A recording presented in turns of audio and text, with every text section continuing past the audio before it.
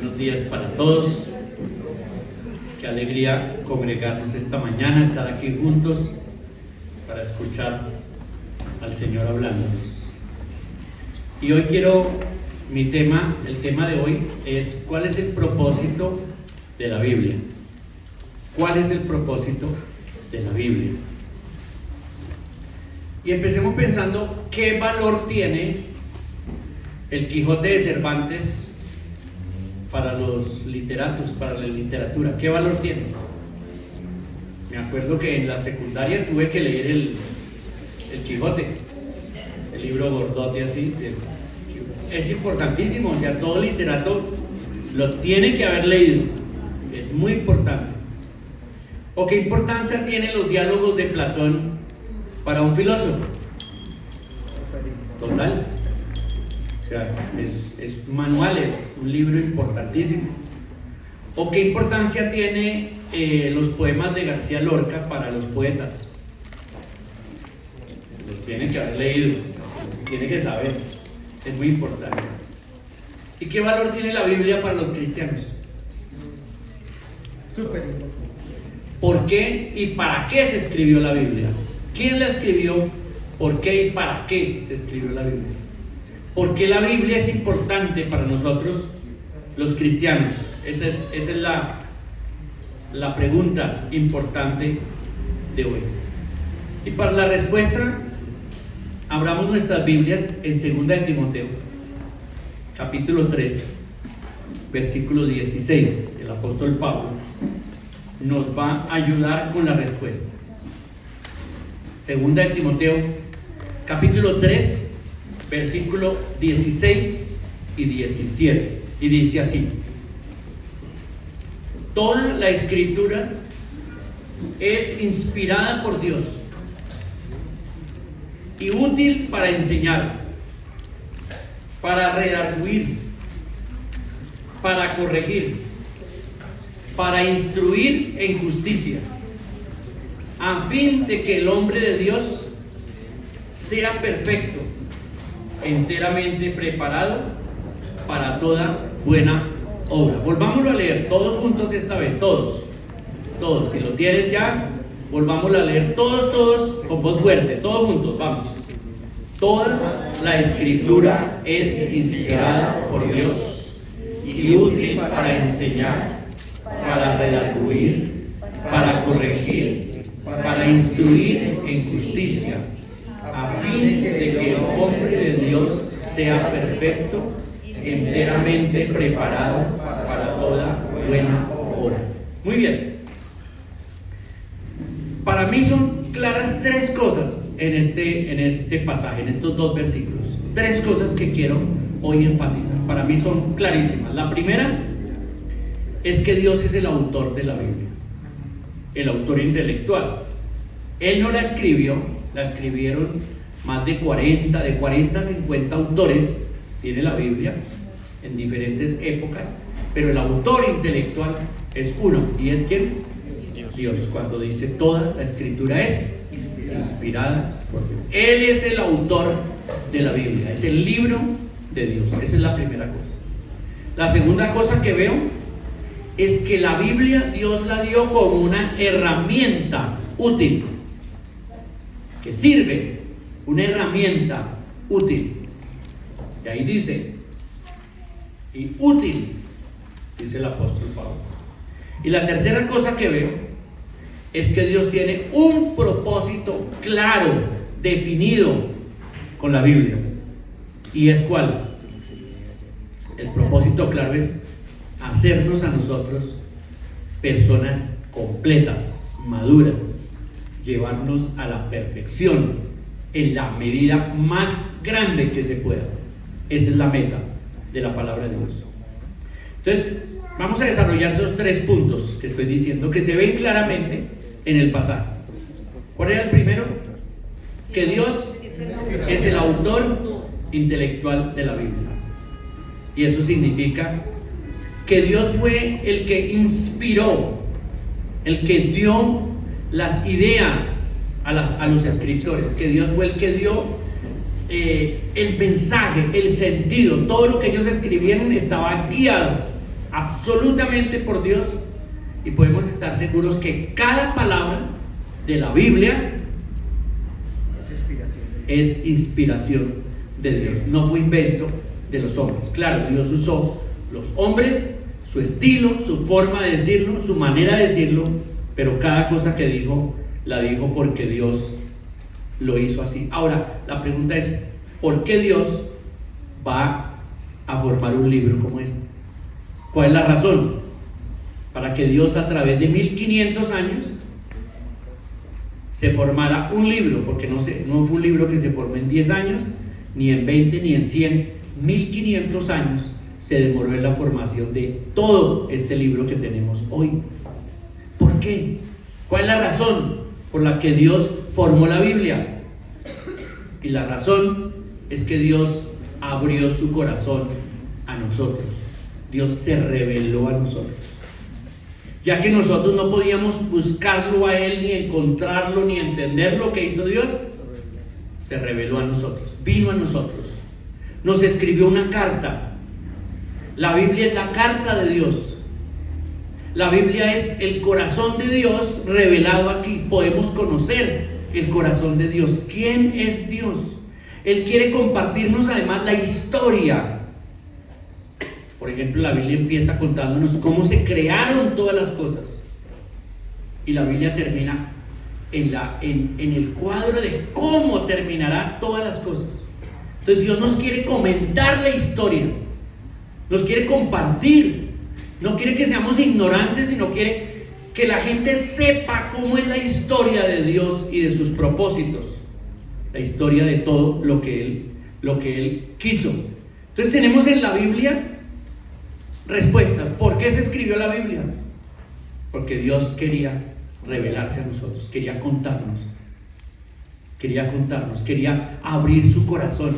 Como persona quería acercarse a nosotros y que nosotros le conociéramos sus propósitos para del pasado, del presente y del futuro. Eso quiere decir que cada libro, cada pasaje, cada versículo contiene el conocimiento de Dios. No hay nada en la Biblia que sea una parte menor que otra, o menos importante o más importante que otra. Toda la palabra de Dios es la revelación de Dios a nosotros, absolutamente toda. Por esa razón, hoy tenemos que concluir que necesitamos acercarnos a la Biblia y conocerla. Porque conociendo la Biblia, conocemos quién es Dios, conocemos sus propósitos, podemos ver la historia a través de los ojos de Dios, podemos responder la pregunta de dónde venimos y para dónde vamos, que es una de las grandes preguntas de la filosofía, a lo cual no hay respuesta y dan vueltas y vueltas, pero la Biblia Dios nos da la respuesta de dónde venimos, qué hacemos aquí, para dónde vamos y por qué estamos donde estamos y por qué de todas las cosas. Necesito además saber que Dios ha revelado cuál es su voluntad para la humanidad, para el hombre. Aquí está revelado el plan de Dios para el hombre, pero yo quiero saber cuál es el plan de Dios para mi vida, específicamente para mí. Eso quiere decir que necesito conocer urgente la Biblia.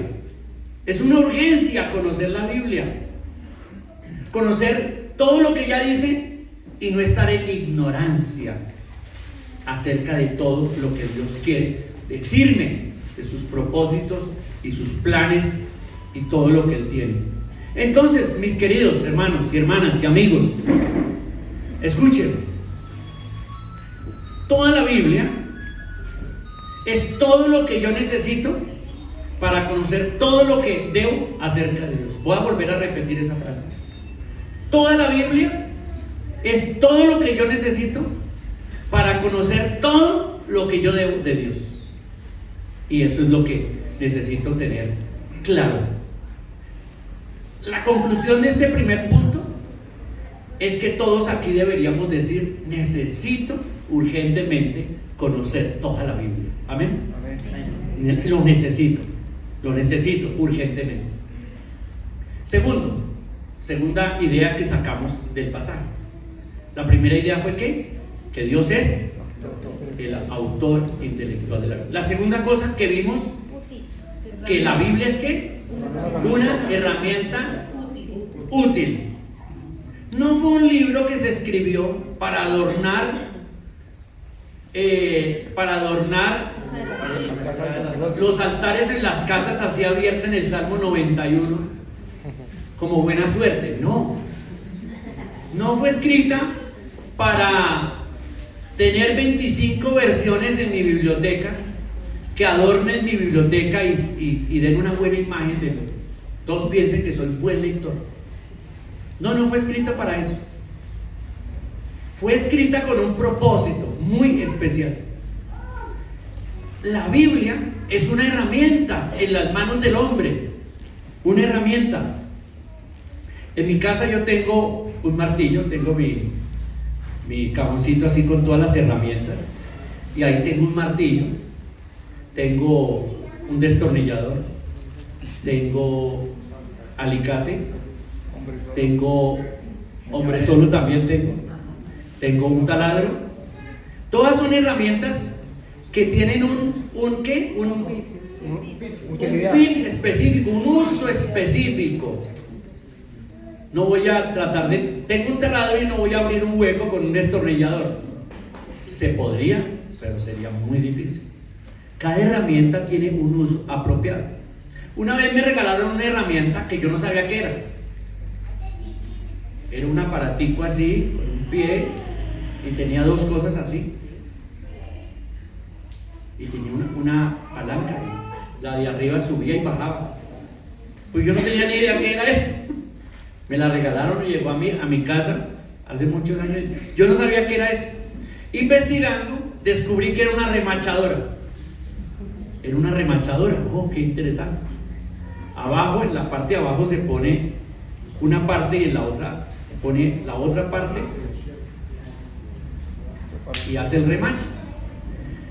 Pero como yo no necesitaba poner remaches en nada en la casa, no le vi la utilidad. Entonces, ¿qué hice? Se la di a una persona de una zapatería que necesitaba una remachadora, que allá sí la usan mucho. Entonces, hay herramientas que no pueden ser muy buenas, pero para mí no tienen utilidad. Entonces, yo tengo en mi casa las herramientas que son útiles. Y yo quiero decirles que hoy, que de eso estamos hablando, que la Biblia es una herramienta muy útil. Indispensable. Yo creo que en todas las casas por lo menos hay un martillo. ¿Sí o no? Porque un martillo es indispensable. O mínimo una piedra.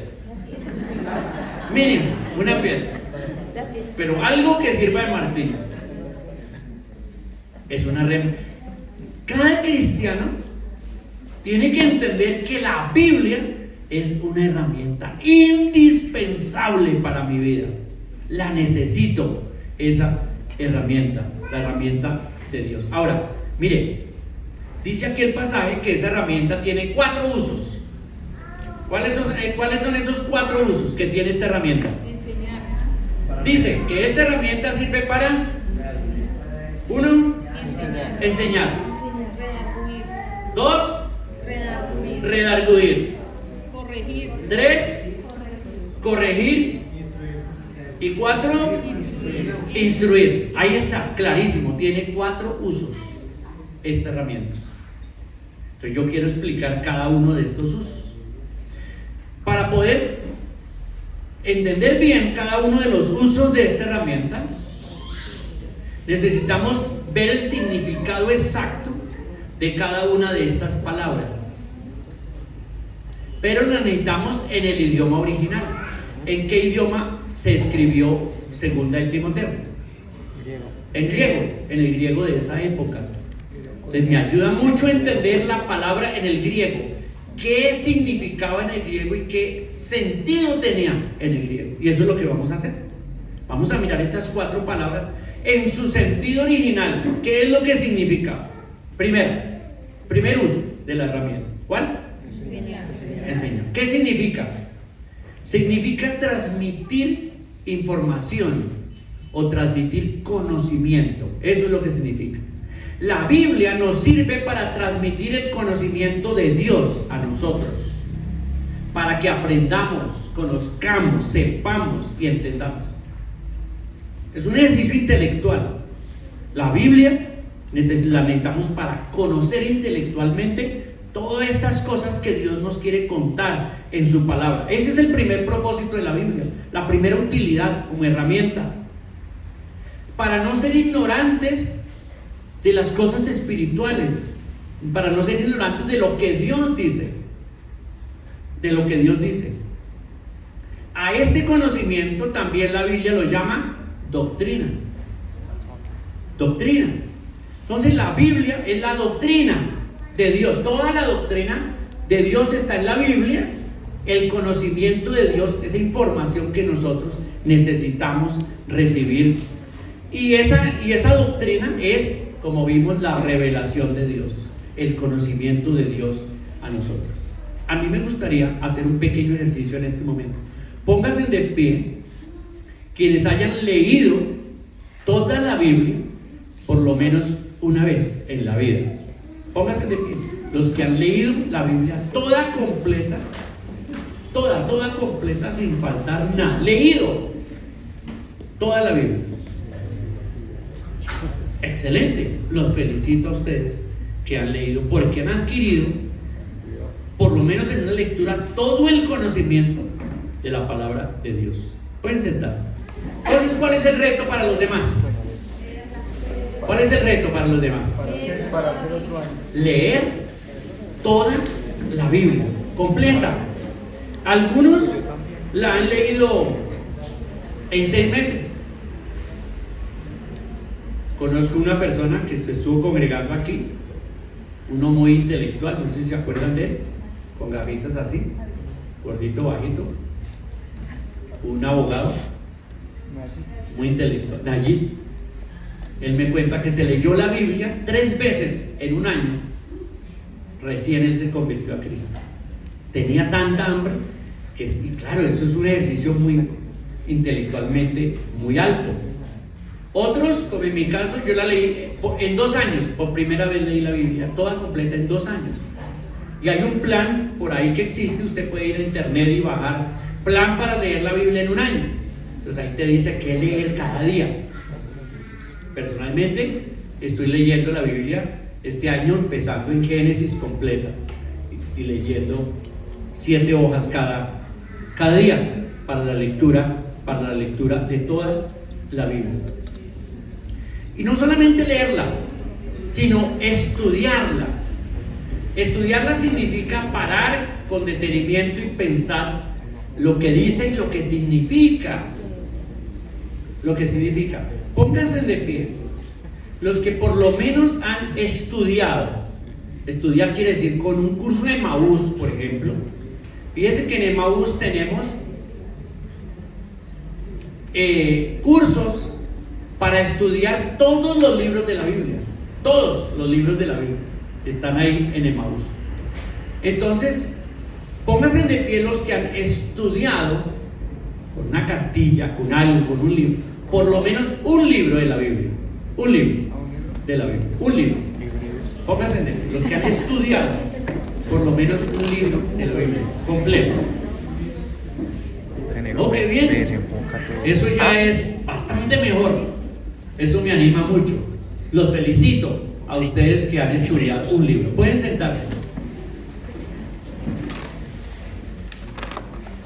Entonces, ¿cuál es la meta? No solamente leer toda la Biblia, sino estudiar libro por libro toda la Biblia.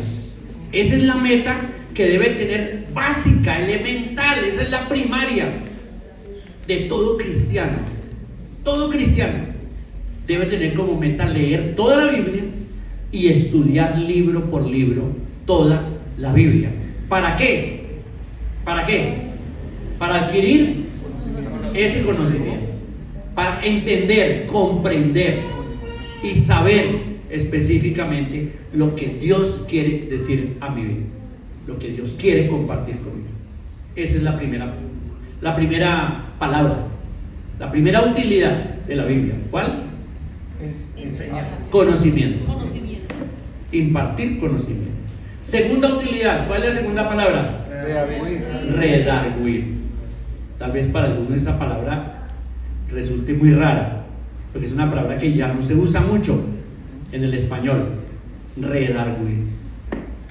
En el griego, el significado y la intención de esa palabra es sacar a la luz y poner en evidencia. Ese es el sentido que tiene esa palabra. Sacar a la luz y poner en evidencia. ¿Qué cosa? Lo malo, lo equivocado, lo incorrecto que el hombre hace. Ponerlo a la luz, sacarlo y ponerlo en evidencia. Quiere decir que la Biblia es una herramienta de Dios para confrontarme a mí, para sacar a la luz el pecado, para sacar a la luz la impiedad, para sacar a la luz lo malo, la injusticia, lo no recto que está dentro de mí, sacarlo a la luz, confrontarme. Esa es la idea. Y esa confrontación es una confrontación ¿de qué manera? Profunda, íntima, personal. ¿Cuántos de ustedes han tenido esa experiencia al leer la Biblia, que Dios ha tocado algo muy profundo que solo usted sabe? ¿Sí han tenido esa experiencia? Creo que la ha tenido todo cristiano, que con corazón abierto y sincero lee la Biblia, que cuando uno lee, wow, siente que Dios toca aquello que nadie sabe, sino solo Dios, y me confronta muy adentro, lo saca, lo pone en evidencia, lo saca a la luz, y yo quedo así, wow, Dios sacó a la luz esto, y queda ahí expuesto. Eso se llama confrontación. El apóstol Santiago en el capítulo 1 y versículos 23 y 24 dice que la palabra de Dios actúa como un espejo. ¿Qué es lo que refleja un espejo? A muchos les gustaría espejos mágicos que reflejaran otra cosa. Hay un espejo que quitara las manchas, un espejo que quitara una verruga que tengo que no he podido sacármela, un ojo así que tengo medio torcido. Ay, no hay espejos de esos. La bruja de la Cenicienta trataba, ¿no? Le decía, ¿quién es la más bonita? Pero el espejo no podía mentirle. Le decía, tú eres la más bonita, pero no, ahí se veía. La Biblia es un espejo. La Biblia es un espejo que me hace ver mi estado, cómo estoy, de verdad, por dentro. Cuando yo leo la Biblia quedo al descubierto. Se ve todo de mí. ¿Quién soy? Realmente quién soy adentro, en mi intimidad profunda. Eso es la Biblia. Y obviamente, cuando la Biblia tiene esa segunda utilidad, que es la confrontación, obviamente eso me está invitando a una autoevaluación. A una autoevaluación. A mirarme y evaluarme y decir, bueno, ¿quién soy y dónde estoy? ¿Y qué estoy haciendo? ¿Y qué soy? ¿Y qué estoy haciendo? Una autoevaluación de mi realidad. Claro, esa autoevaluación es una autoevaluación al frente del conocimiento de la verdad. Porque ¿qué pasa? Pasa como cuando uno está predicándole el evangelio a una persona, diciéndole tú eres pecador y te vas a condenar, y la persona dice, no, pues yo soy buena gente, yo no soy mala gente. ¿Con quién se está comparando? Cuando él dice yo no robo, no mato, ¿con quién se compara? Se está comparando con los ladrones y con los asesinos. Y claro, cuando uno se compara con los ladrones y los asesinos, ¿cómo se ve? No, pues no, o sea, excelente.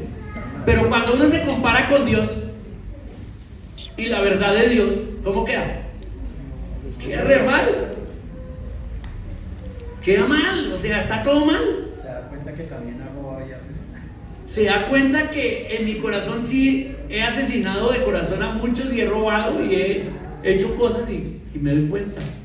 Entonces esta confrontación de la utilidad de la palabra de Dios es una confrontación con la verdad de Dios, con la ley de Dios, con la pureza y santidad de Dios, que deja al descubierto lo malo que hay en mi corazón. Eso es como cuando alguien toma un curso de finanzas. ¿Ha tomado un curso de finanzas? ¿Qué le pasa al que toma un curso de finanzas? ¿De qué se da cuenta? Dice, ya me doy cuenta por qué tengo tantos problemas financieros, estoy cometiendo tantos errores. Primero no tengo un presupuesto y así empieza a evaluar, ¿cierto? Y entonces el curso de finanzas, cuando recibe ese conocimiento y lo confronta, la persona se autoevalúa y dice, wow, con razón tengo tantos problemas a nivel personal, a nivel de empresa, a nivel de lo que sea problemas económicos, porque está confrontado con un conocimiento que está adquiriendo. Y así es la Biblia. La Biblia me pone a mí en una situación donde me confronta y puedo ver lo que yo estoy haciendo. Entonces, la pregunta que es, ¿cómo estás leyendo la Biblia? ¿La estás leyendo con un sentido de confrontación, de autoevaluación, para mirar tus pecados, tus errores y lo que está mal dentro de ti? Tercera palabra.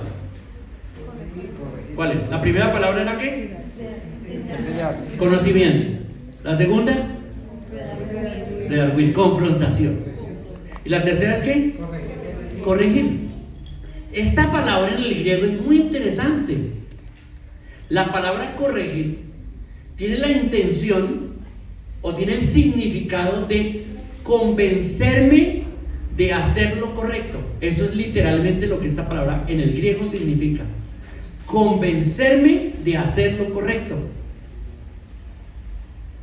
O sea, llevarme a un convencimiento de que esto es lo que tengo que hacer.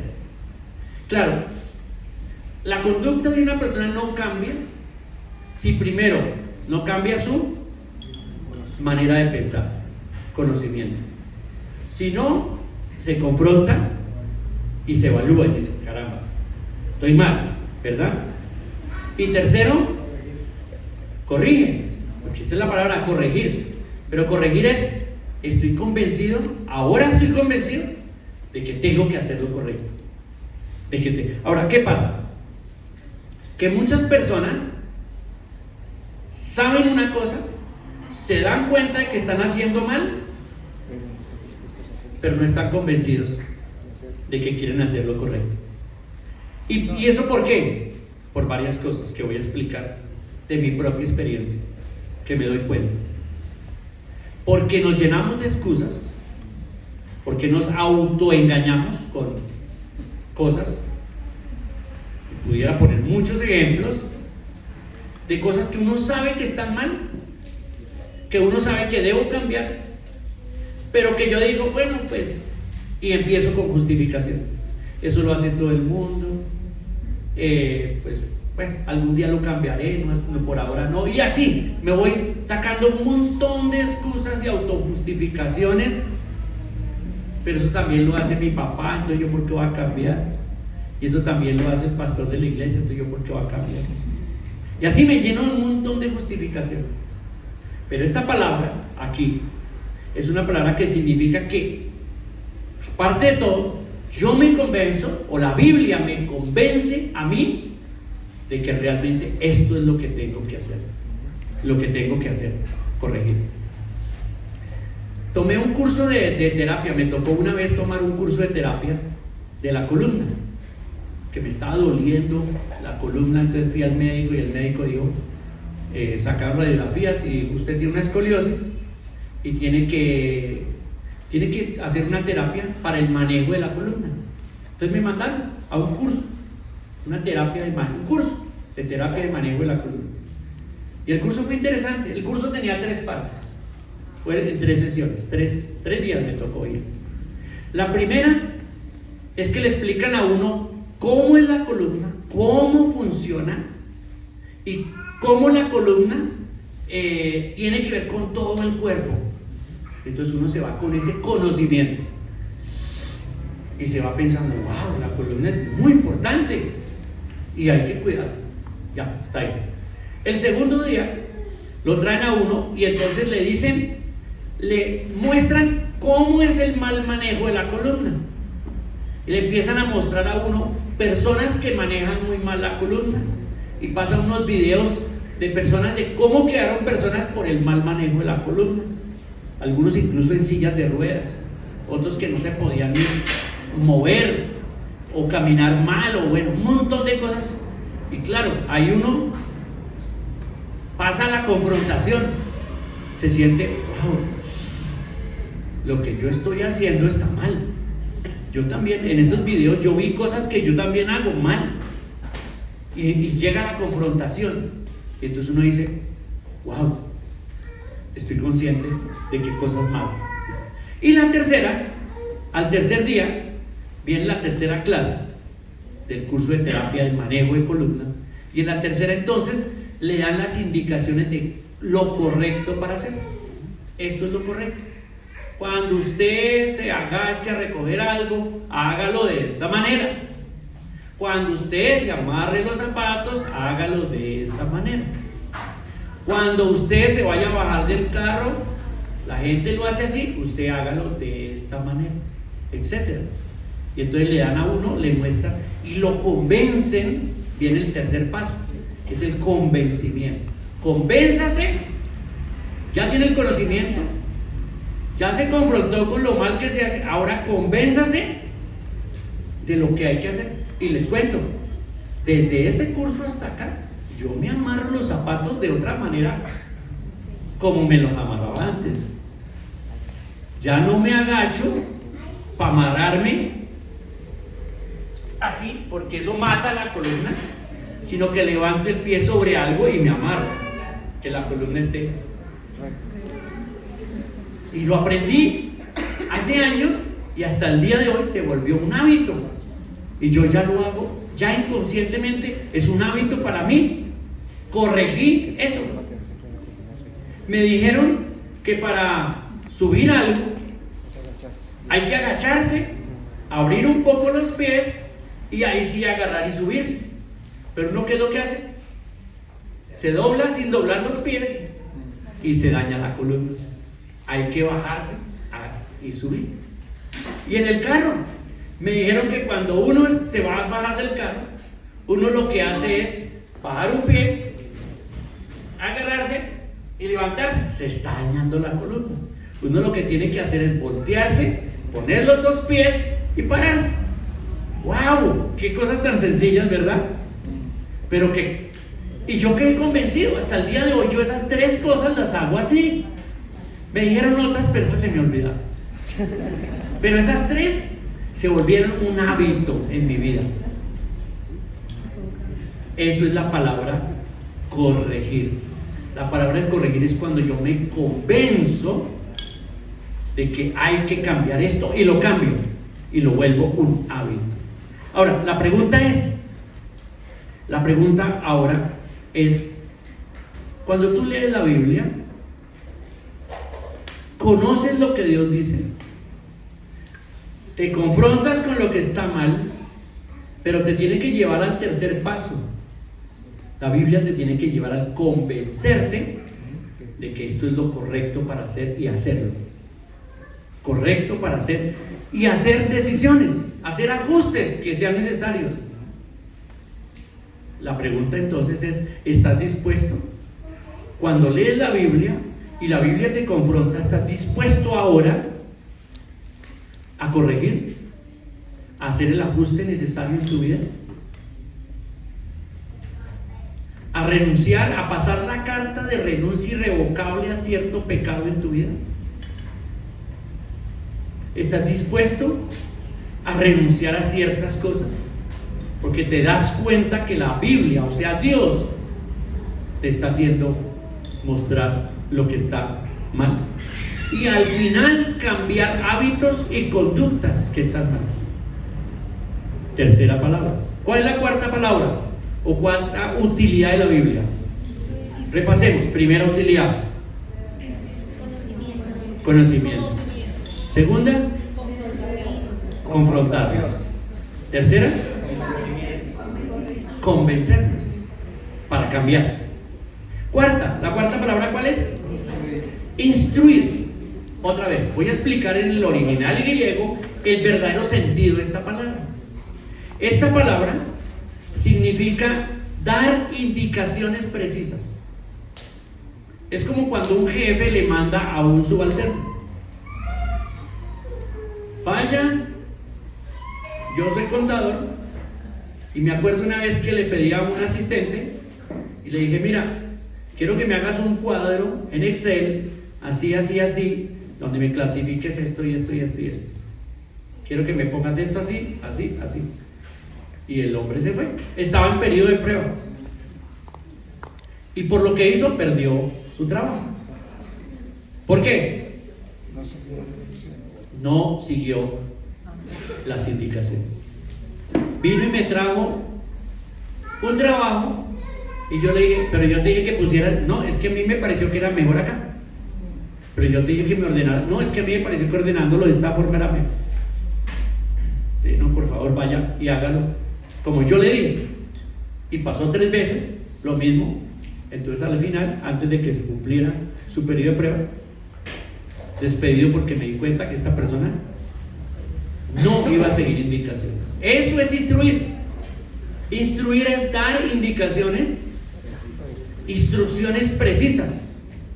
Otra palabra, en el sentido bíblico de esta palabra, es capacitar. Cuando yo doy unas instrucciones a una persona que no sabe, le digo: mira, haz esto así, así, así. ¿Qué estoy haciendo? Capacitándolo, ¿cierto? Tengo un equipo de personas que necesito que salgan a vender arena. Entonces, ¿yo qué tengo que hacer? Y ellos no saben. Son buenos vendedores, pero no saben vender arena. ¿Qué hago? Pues les doy indicaciones, ¿cierto? Mire, la arena es así, hay 7 clases de arena, se clasifican así, usted la ofrece así, va a tal parte. No se ofrecen las panaderías, allá no compra. Usted va a los depósitos de materiales, a las obras de construcción. Las indicaciones precisas y claras. Esa es el sentido de la palabra instruir. Instruir. Es interesante que esta palabra también está asociada a formación de una persona y se aplica mucho a los padres. ¿Qué hacen los padres con los hijos? Instruirlos. ¿Y qué es instruirlos? Formarlos. ¿Y cómo se forman? Dándoles indicaciones para capacitarlos poco a poco. Desde niños, desde pequeñitos. Algunas mamás en el pasado decían: es que es muy bebé, no entiende. No, no es que no entienda. Es que usted no está dispuesto a capacitarlo. El bebé, el que no entendió es la mamá, que el bebé sí entiende. Y el bebé se tiene que capacitar para que duerma 7 horas, 8 horas, 9 horas seguido en la noche, para que se tome su tetero tal. Hay que capacitarlo. No, pero hay mamás que los bebés las manejan a ellas y no instruyen, no capacitan. Esta idea de instrucción también incluye la idea de disciplina. Disciplina formativa y disciplina correctiva. O sea, incluye la formación, incluye que esta es la instrucción, pero si usted no la sigue, tiene esta consecuencia. El hombre del ejemplo que les puse, 3 veces le mandé a hacer algo, no lo hizo como él quiso. ¿Cuál fue la consecuencia? Perdió el trabajo. Sencillo, perdió el trabajo. Y cuando los padres estamos criando a nuestros hijos, debemos hacer eso: dar instrucciones precisas, claras, concretas, y si no se cumple, tiene una consecuencia. Eso es parte de la formación, de capacitarlos. Ahora, ¿qué es lo que un papá quiere con sus hijos? ¿Cuál es su objetivo al formarlos? Que se desarrolle, que crezca. Pues que lleguen a ser personas completas, buenas, maduras, que sean felices, que sean estables, que estén bien, Eso es lo que un papá quiere con sus hijos. Por eso la Biblia dice que el padre que no disciplina a su hijo lo aborrece. Cuando le pasa por alto el castigo, cuando no tiene una serie de normas en la casa, que los hijos no saben, no entienden, y qué es lo que toca hacer. Toca tener unas normas, una disciplina, y no solamente para los hijos. Como padres, como esposos, debemos tener normas entre esposos. No es que yo llego a mi casa a la hora que quiera, o sí, que yo soy el jefe de la casa y no, hay normas. Y las normas son para eso, son formación. Esa es la palabra aquí es instruir, y eso es lo que la Biblia hace. La Biblia nos da indicaciones precisas, claras, de cómo vivir la vida cristiana. Eso es la Biblia, un manual de vida. Nos instruye, nos capacita. Es una herramienta que nos equipa para la vida. Y claro, queremos equipar a las personas ¿desde cuándo? Desde que nacen. Yo he visto muchos padres llorando porque conocieron las cosas de Dios y la Biblia tarde en sus vidas, y ya sus hijos habían tomado caminos equivocados, y he visto llorando gente diciendo: si yo hubiera conocido esto antes, si yo hubiera sabido esto antes, no había cometido los errores que cometí. Eso es instruir, dar la información y la capacitación y las herramientas que una persona necesita para enfrentar la vida, desde niño hasta el más adulto, cualquiera que sea. Entonces la Biblia, estamos acá hablando que la Biblia es una herramienta que capacita y que debemos aprender a aplicarla. La Biblia entonces es útil como herramienta. Es útil en la formación de los hijos. Es útil en la consejería, cuando yo estoy aconsejando a una persona. Y en realidad todos somos consejeros, porque algún día alguien se nos acerca a preguntarnos, a decirnos: ven, ¿tú qué piensas de tal cosa? ¿Qué vas a decirle a la persona? ¿Le vas a hablar de tu propia experiencia, de tus propios errores? ¿O le puedes hablar de la Biblia y lo que Dios dice? Entonces la Biblia es útil para la consejería, para la evangelización, para ir y dar respuestas a las personas que no tienen a Cristo y que necesitan encontrar a Dios en sus vidas. La Biblia es útil para capacitar. Ese era el segundo punto, que la Biblia tiene utilidad, es una herramienta para 4 cosas. ¿Cuáles? Proveer conocimiento, confrontar a la persona, convencerla de cambiar y hacer lo correcto, y capacitarla para la vida. ¿Qué tal la Biblia? ¿Qué tal eso? ¿Qué tal la Biblia? ¿La necesitas o no? ¿La necesitamos urgentemente? Sí, definitivamente. Es la herramienta más importante. Y por último, el último punto es que Dios tiene un propósito en nuestra vida a través de la Biblia. Dios tiene un propósito. Y ahí lo dice. Dice: toda la escritura es inspirada por Dios. O sea, Dios es el autor intelectual. Y es útil para enseñar, para redarguir, para corregir, para instruir en justicia, a fin de que el hombre de Dios sea perfecto. Ese es el fin, el propósito. ¿Cuál es el propósito? Que el hombre de Dios o la mujer de Dios sea perfecta. Y esa palabra perfecta en el griego, aquí debería, en lugar de traducirla al español perfecto, debería traducirse más bien maduro, para que la persona llegue a ser una persona que madura y dispuesta y enteramente preparada o capacitada para toda obra buena o para obrar bien en toda la manera de ser, para hacer las obras de Dios, para que su vida se caracterice por hacer las obras de Dios, para hacer las obras de Dios. Eso es lo que Dios quiere. ¿Quiere Dios verte como una persona frustrada, incompleta, inmadura, haciendo desastres por acá y por allá? ¿Eso es lo que Dios quiere para tu vida? La respuesta es no. No, Dios quiere para tu vida lo mejor.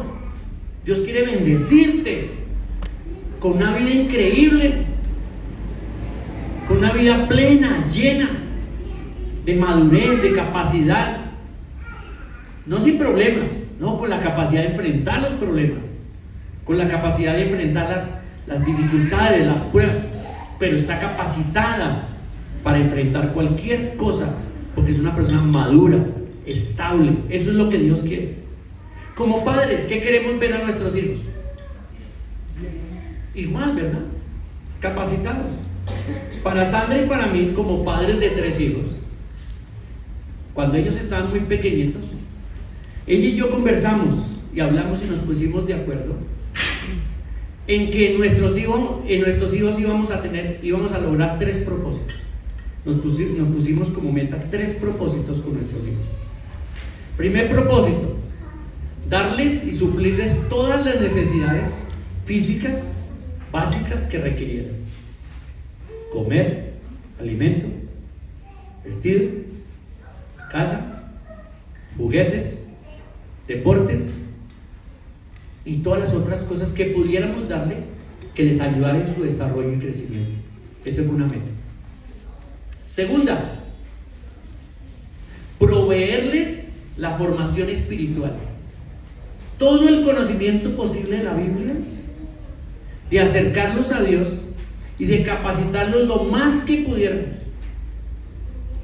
en nuestro hogar y a través de la iglesia, que la iglesia es una herramienta impresionante como complemento en este trabajo. Y nos pusimos como meta: vamos a capacitarlos y vamos a darles lo espiritual. ¿Para qué? Para que primero sean salvos y segundo, para que aprendan a vivir la vida como Dios la quiere. Esa fue la segunda meta que nos propusimos con nuestros 3 hijos. Y la tercera meta que nos propusimos fue, en nuestras posibilidades, darles una carrera universitaria, darles el estudio hasta llevarlos a una carrera universitaria como una herramienta para la vida, no como algo, como la meta misma y esencia de la vida, como muchos lo ven, no, como una herramienta para que pudieran seguir adelante. Y nos propusimos esas 3 metas. Y bueno, por la gracia de Dios y con la ayuda del Señor, no por nuestra capacidad humana, por la ayuda de Dios, gloria a Dios, logramos las 3 metas. Logramos, el Señor nos proveyó para darle lo físicamente necesario, nos permitió en la casa, en el hogar y en la iglesia, junto con la iglesia, proveerles todo, la formación espiritual para que los 3 fueran salvos y para que los 3 hoy estén sirviendo al Señor y siguiéndole a Él. Y nos proveyó también para que los 3 pudieran recibir la educación hasta una carrera universitaria. Y ahí para adelante maestrías y doctorados, no, ya eso va por cuenta. Hasta ya no llegaban nuestras metas. Pero por lo menos, y el Señor nos permitió, cuando Laurita se graduó, que fue la última en graduarse en la universidad, cuando reunimos toda la familia en una comida junta para celebrar su grado, yo compartí con mi suegro y con mis hermanos y todo lo que está. Yo compartí esto mismo que estoy diciendo. Mire, hoy estamos cumpliendo